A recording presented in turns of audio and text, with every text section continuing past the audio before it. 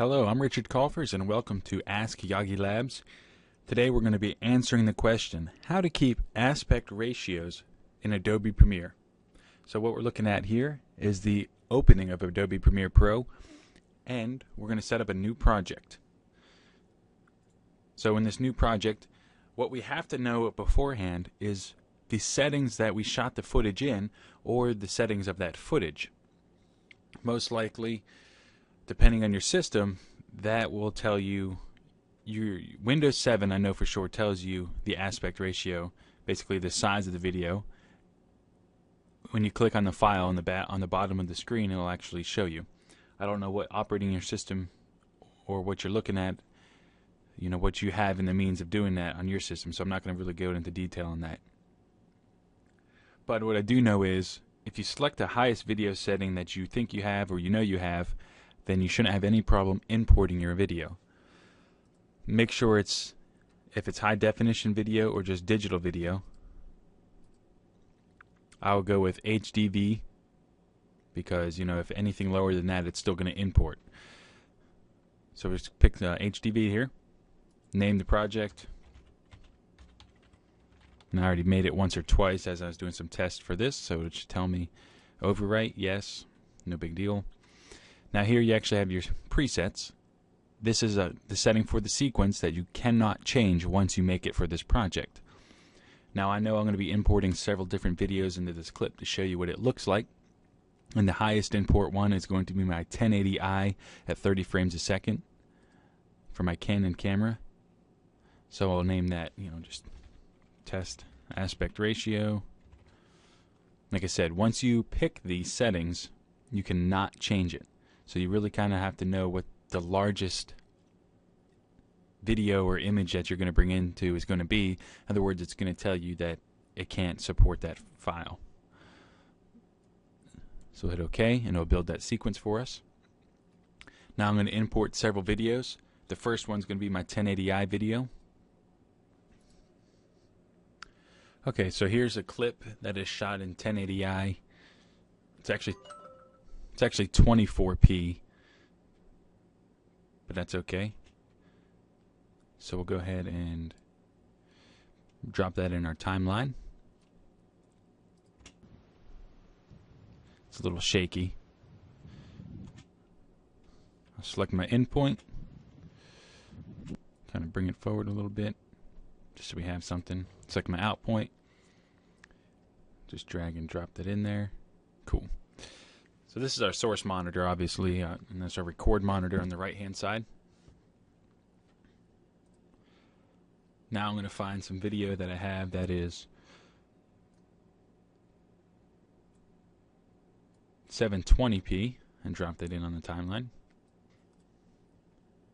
Alright, so I got this video here that's kind of a rack focus on a spider web. Alright, so we're going to take that, we'll import that video.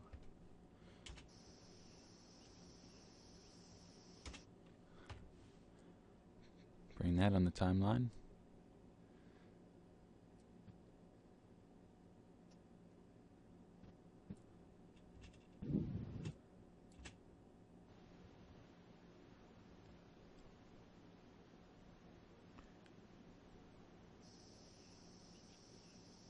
Okay, so you can see the difference immediately. The first video is 1080i. Second video is 720p.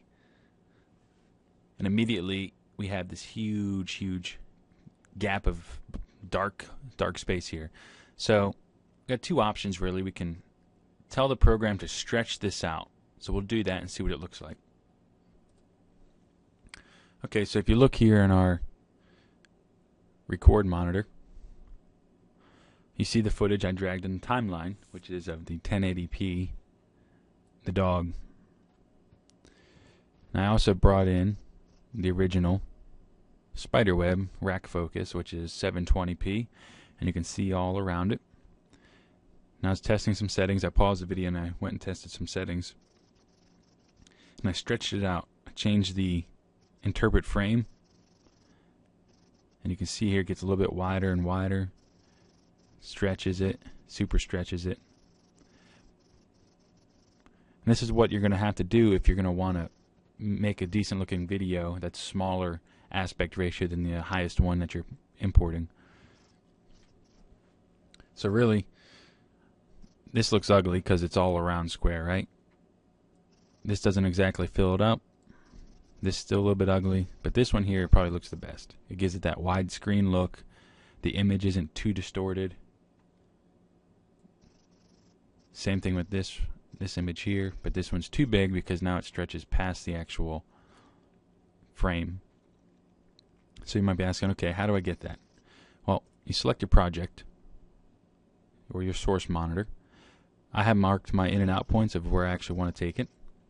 Then I go to File, Interpret Footage.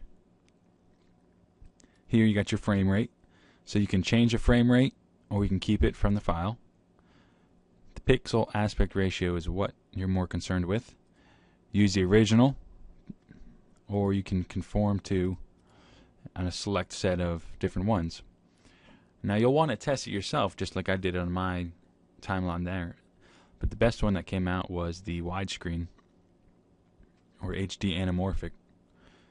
So I used that and brought it down. Oh, I lied to you, it wasn't that one. Actually, just delete that. Click your source, File, Interpret Footage. It says 2:1 maybe. Bringing that down. There we go. Yeah, the 2:1. So you'll have to test it with different footage that you have. I'll bring in a video from my cell phone and see what that looks like. Okay, so here's a clip I found from my cell phone of me and some buddies shooting some trap. And we'll drag that on the timeline. And you can see that's really small. It's like 640 by 320 video. So it's not going to look very good at all when you stretch it out, right? But we'll take it. Again, we'll go Interpret Footage. Conform to 2x1. Change the aspect, change the pixels frame rate to 2997. Okay. Drop that on the timeline. You can see even that doesn't stretch it out, but it makes everybody look fat because it has to stretch out the whole entire picture, almost like a bad fisheye.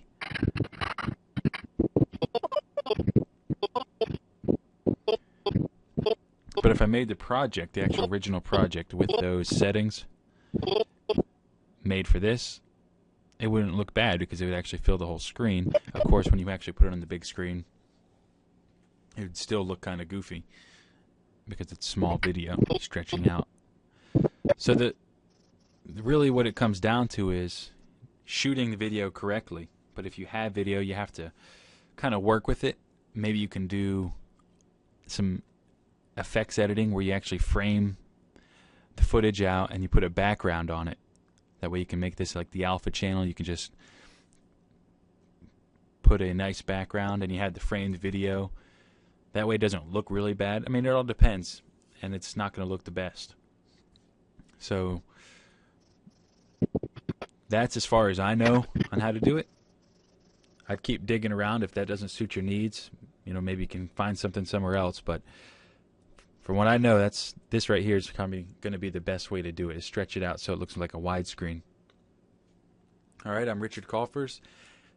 Let me know if you have any more questions or if I can help you out with anything else. Go ahead and ask, just like you did before. And for those who are new, if you have any questions about anything, just drop them in the Ask Yaghi Labs and we'll get you an answer. Have a great day.